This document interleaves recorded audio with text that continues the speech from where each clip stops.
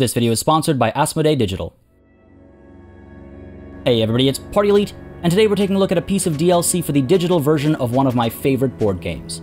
A Game of Thrones, the board game digital edition, is based on the Fantasy Flight board game that is in turn based on the A Song of Ice and Fire books, not the TV show, and it puts you in charge of the key players in Westeros as you recruit, conquer, and politic your way to the top, while fighting each other, the wildlings, and the whims of Westeros itself. I have spent literal countless hours playing the board game with my brother, fiancé, and mutual friends, with fond memories of stabbing each other in the back while simultaneously removing knives from my own. As they say, when you play the Game of Thrones, you win or you die. And if you want to play the Game of Thrones, you should check out the link in the description and pinned comment down below. I'll touch on some of the base game elements, so if you're completely unaware of how the game works, you'll hopefully see how it all comes together. But without further ado, here's how A Dance with Dragons changes everything. New starting locations. In the base game, all of the kingdoms are pretty sequestered in their corners. There are vast empty tracts of land for easy early expansion, and this means that opening moves were sometimes uncontested, but it could lead to conflict within a couple of turns. Starks to the far north, the Greyjoys off the coast to the west, with the Lannisters to the west right below them, and the Tyrells to the southwest, followed by the Martells to the southeast, and the Baratheons to the east. With A Dance with Dragons, this gets completely shaken up. In updating the timeline, the war is in full swing, and territories have changed hands. For one, the Baratheons are present in their capital, yes, but they're also in the far north, pushing down against the Starks, who aren't really the Starks anymore, but more on that later.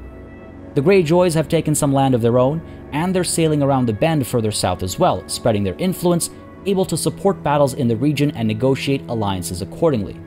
The Lannisters hold King's Landing, cutting the land in two, and to their south, the Tyrells do the same. The Martells, all the way to the south, have conquered most of the previously unclaimed territory around them, and this puts them in a position to strike right from the start, seeking vengeance for their poor adaptation in the TV show and for the loss of their prince. These changes mean more than just positioning, though. Some lands provide supply, with which you can raise more armies. Other lands provide easier access to power tokens that are used to hold previously conquered lands that you're not leaving units behind in, and much more besides. And let's not forget, territories held are a key factor in determining who wins if nobody is able to grab 7 castles or strongholds. Again, just like the base game, the win condition is the first player to reach 7 castles or strongholds immediately wins. But if nobody is able to do that before the turns are up, then there's a bunch of things that are tallied together, and the second most important thing that is tallied is territories held. Now, not only do these changes make for a more aggressive start, with the whole world already at war, it also forces different alliances to be made and betrayed right off the bat. Whereas the Baratheons may not have bothered buddying up with the Greyjoys or the Starks early on in the base game, here they'll likely want to choose between the two so that the other can be struck down and they can consolidate their holdings. The Greyjoys, as mentioned earlier, can also help destabilize the situation between the Lannisters and the Tyrells, or between the Tyrells and the Martells. New strategies become not only viable, but in many cases necessary. So whether you're playing multiplayer or solo, you're going to start having some very different conversations than you used to. All new house cards. Battles between the kingdoms are resolved not just by the units and allied support that each side has brought to the table, but by the leaders that each kingdom is able to call on as well. This was always one of my favorite bits from the board game, seeing how the different characters have been implemented and integrated, highlighting their strengths or positioning their abilities in a way that makes them hopefully have some value in the board game that reflects their importance in the actual books themselves. So with brand new cards for all of the kingdoms spread across the board, not only are there new abilities to read up on, but there are new associated strategies to go with them. It's also just nice to see the game get updated as far as timelines are concerned. For example, Jon Snow now fights for House Baratheon, again reflecting the changed situation at the Wall and the Baratheon push against the Boltons. The Boltons who, by the way, have replaced the Starks. I assume the name is the same, it's still the Starks because of how the board was originally printed, but yes, the Starks are now entirely made up of Bolton characters and those associated with them, like Reek or Walder Frey. Across the board, these changes integrate nicely with other systems in the game as well, not solely focused on the situation at hand, but the situation at large too. Your willingness to spend power tokens to be higher on the fiefdom track, for example, can be particularly handy when using or fighting against a particular card. Keeping an eye on discard piles can be quite handy as well if you're willing to spend the power tokens for it, and some cards focus solely on killing enemy soldiers, stopping them from retreating to fight another day, while others are focused on defending your own soldiers from the same fate. Other cards bring collateral damage on a win, while some are best used when you know you're going to lose. Keeping a track of cards used and trying to get into your opponent's head with regards to how important an engagement might be for them has always been a fun aspect of the game, so having it all get switched up is a great way to break some of the familiar moves, especially if you're playing with friends you've played with countless times. And on the topic of times, shorter game times. Perhaps the biggest change is just how aggressive everything is with the new DLC, and this is honestly a huge plus. I know some people are fairly chill about games like this. In fact, I've played with quite a few passive Game of Thrones players in my own time with a board game, but my favorite games involve a lot of subterfuge, backstabbing, alliance making, and a healthy dose of shocked yells. This means that the base game is a very, very long endeavor with a typically calm start. That is not the case with this DLC. With only 6 turns to do what the base game gave you 10 turns for, every move you make becomes that much more important and decisive. As mentioned before, everybody is more tightly packed as well, which means the fighting starts more or less right away. There's very little time for just second-guessing or wondering what you might want to do. You need to start making alliances, you need to start stabbing people in their back. It all starts right away. The DLC also does away with lower player counts. You have to play with 6 players, and honestly, though the base game gives you the choice to play with fewer, it was never as fun without a full player count either. There was too much empty space, the balance was completely thrown off, it was just not a good time if you didn't have a full player count. So I quite like that the DLC requires 6 players, no less.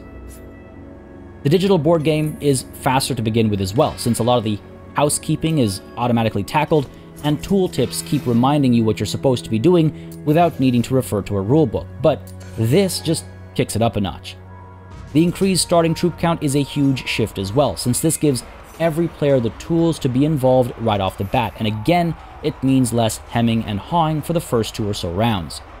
Naturally, there are variables that can make some games even faster or occasionally a bit slower. Every turn, apart from the first, begins with 3 cards being pulled from the Westeros deck, just like the base game, and just like the base game, these can do everything from force a power shift on the 3 influence tracks, giving different abilities and powers to different players depending on where they sit along these influence tracks, but it can also do things like allow a round of mustering troops, or it might bring about a wildling invasion. Now, wildling attacks are also just like the base game, where the top card is drawn from the deck and players need to bid power tokens to defeat them, with the highest and lowest bidders looking at some serious benefits or troubles depending on a victory or loss. You'll notice that power tokens come up pretty often and have a variety of uses, so you can see how there's that extra layer of strategy that goes beyond just fighting battles. You really have to think about the long game. Now that's true for the base game as well, but I can't help myself from mentioning that because just reading this paragraph from my script out has got me so excited to just sit down with this game again. I truly enjoy the Game of Thrones board game a lot. There's a lot going on, there's a lot of moving parts, and with this new DLC, it all just escalates so much more. So it's a lot more tense, and things just move a lot faster, and I absolutely love it. Now, while all those base game elements keep the world moving forward as before, again, the shortened time frame to recover from, let's say, a bad set of draws, or when you use power tokens and you kind of wish you hadn't, and then just the overall volatility of the situation as well, it just means that everything either hurts, hinders, or helps that much more significantly. Things move fast with A Dance with Dragons. So there you have it. Some of the massive changes coming with the new DLC, A Dance with Dragons.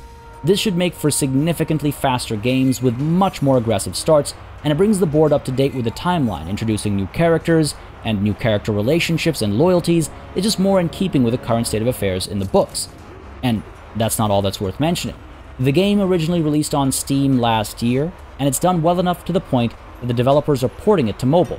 It'll be on iOS and Android devices for €10 and €9 respectively, While I'm not typically the biggest fan of like most mobile games, I do occasionally foray into the more interesting options from time to time, particularly strategy games. Again, I'm big on strategy gaming, whether it's in digital form, whether it's a board game, or whether it's mobile. And it's actually quite cool to see this game get ported over, especially for when we're able to have commutes again, or if you like playing, you know, just in the park, or if you're the type who wants to play while seated on the porcelain throne. Either way, the mobile version will include updated UI, online and offline modes, and most importantly, asynchronous cross-platform multiplayer. That asynchronous bit for me in particular is nice to see, because sometimes it's not easy to set aside time for such a long game. So to be able to play your turn and sort of send it out to the servers, and then when other people have free time, they're able to play their turn, and you kind of keep the game going. Sure, it lasts longer overall, but you're actually able to play more often. I'm a big fan of asynchronous multiplayer, so it's just great to see that they've taken that into consideration for the mobile version of the game. Either way, it just makes it so much easier to play, and it's cool to see that this game will be in so many more people's hands as a result. If you enjoyed this video and would like to see more strategy gaming content, don't hesitate to subscribe to the channel. That's typically the primary focus around these parts, and if you're looking for folks to play with, check out the Discord linked in the description down below. And if you enjoyed the video, hit that like button. As always, a massive thanks goes out to all of the channel members and patrons who've been supporting the channel on a monthly basis. Y'all keep us alive and running smoothly. And of course, a big ol' thanks goes out to each and every one of you for watching. Until next time, cheers.